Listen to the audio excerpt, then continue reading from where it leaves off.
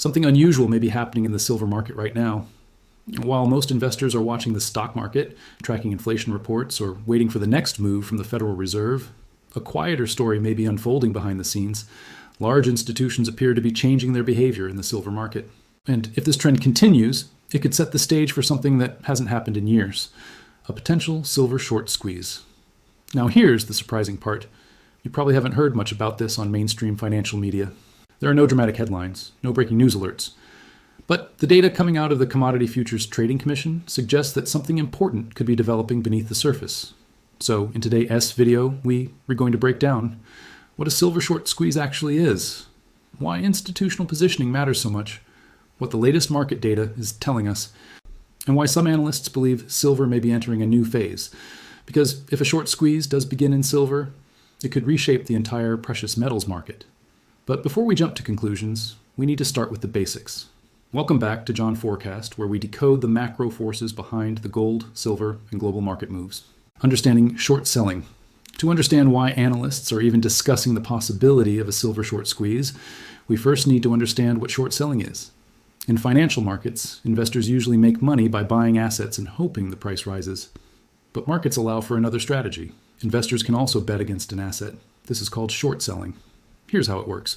A trader borrows an asset, in this case, silver futures contracts, and sells them at the current market price. Later, if the price drops, the trader buys the contracts back at a lower price and returns them to the lender. The difference becomes the trader's profit. But here's the risk. If the price rises instead of falling, the trader begins losing money.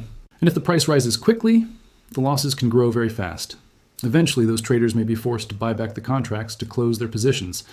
And when many traders do that at the same time, it creates massive buying pressure. That's what we call a short squeeze. But here's where the silver story becomes fascinating. Because silver has one of the most unusual histories of short positions in the entire commodity market. The long debate about silver shorts. For years, the silver market has been surrounded by controversy. Some analysts believe that a small group of large institutions held extremely large short positions in silver futures. One of the institutions frequently mentioned in these discussions was JP Chase. At times, estimates suggested that large banks held a substantial portion of the total short positions on the COMEX. That concentration led to years of debate among investors.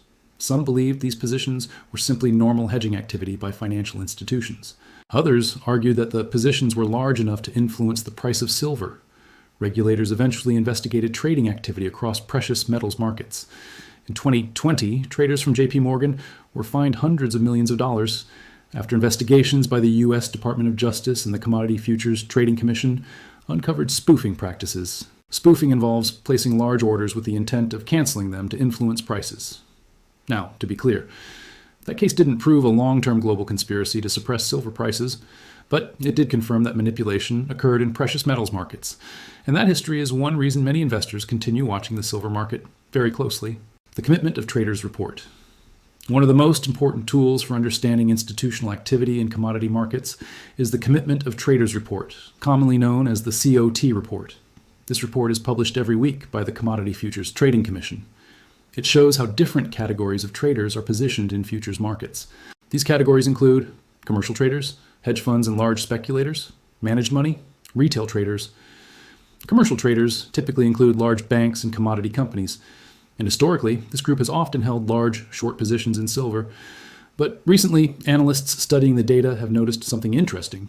Those short positions appear to be declining, gradually, quietly, but consistently. At the same time, some institutional traders appear to be increasing long positions. That doesn't automatically mean a short squeeze is imminent, but it does suggest that the balance of power in the market could be shifting. But positioning data alone doesn't tell the full story. To understand why institutions might be adjusting their positions, you have to look at what's happening in the physical silver market. Silver is unique among precious metals. Unlike gold, which is primarily used for investment and jewelry, silver plays a critical role in industrial applications. In fact, silver is the best electrical conductor on Earth. That property makes it essential for modern technology.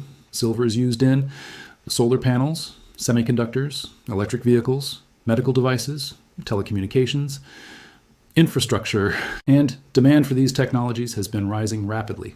One of the fastest growing sources of silver demand is the renewable energy sector. Solar panels require small amounts of silver for their conductive properties. Individually, those amounts are small. But when you multiply them across millions of installations worldwide, the demand becomes enormous. Governments around the world are expanding solar capacity as part of their transition toward renewable energy, and that expansion is expected to continue for decades. The supply challenge. At the same time, the supply of newly mined silver has not been growing at the same pace as demand. Mining production faces several challenges. Silver is often produced as a byproduct of mining other metals like copper, zinc, and lead. That means silver supply doesn't always respond quickly to rising prices. Even if silver prices increase dramatically, it can take years for new mines to come online. This slow supply response can create tight market conditions. And when supply struggles to keep up with demand, prices can move sharply. But here's the part many investors don't realize. The silver market is actually very small compared to other financial markets. Why silver can move so fast? The total value of annual global silver production is tiny compared to the size of major financial markets. The global stock market is worth tens of trillions of dollars. The bond market is even larger. Even the gold market is significantly bigger than silver. This means something important. If large institutional investors decide to allocate capital to silver, even small shifts in investment flows can move the market dramatically. In other words, silver doesn't need massive inflows to create large price movements. Just a modest increase in institutional demand could have a significant impact. The gold-silver ratio. Another indicator analysts watch closely is the gold-silver ratio. This ratio measures how many ounces of silver are required to buy 1 ounce of gold. Historically, the ratio has averaged around 60 to 1, but in recent years, it has often climbed far higher. When the ratio rises significantly above historical norms, it suggests that silver may be undervalued relative to gold.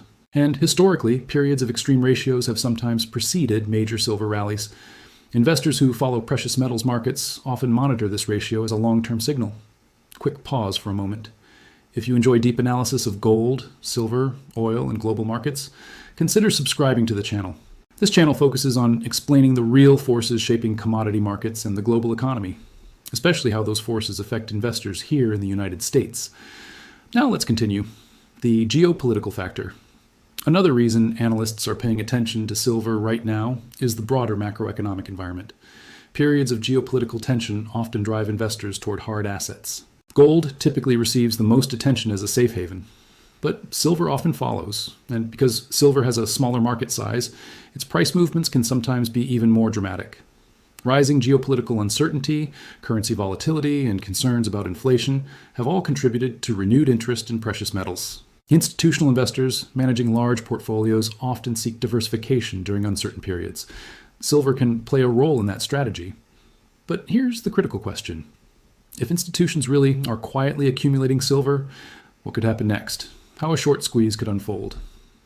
If a short squeeze develops in silver, it would likely happen in stages. First, institutional buying begins pushing prices higher. At first, the move might be gradual. Then short sellers start feeling pressure as prices rise. Some close positions early to limit losses. That creates additional buying pressure. As the rally accelerates, momentum traders enter the market. More shorts are forced to cover, and the buying pressure feeds on itself. This kind of chain reaction has occurred in other markets before. And because the silver market is relatively small, these moves can be dramatic. Silver has experienced major rallies in the past. During previous commodity cycles, silver prices have risen rapidly within short periods, but silver is also known for sharp corrections. It is one of the most volatile commodities in financial markets. Prices can rise quickly during bullish periods and fall just as quickly during downturns.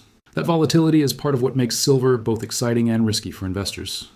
Understanding that volatility is essential for anyone considering exposure to the metal, investors typically gain exposure to silver through several different methods. One option is physical silver, such as coins and bars. Many investors prefer this because it eliminates counterparty risk. Another option is exchange-traded funds such as iShares Silver Trust, which track the price of silver and trade like stocks. Some investors also buy shares in silver mining companies. Mining stocks often provide leveraged exposure to silver prices, meaning they can rise faster than the metal during bull markets.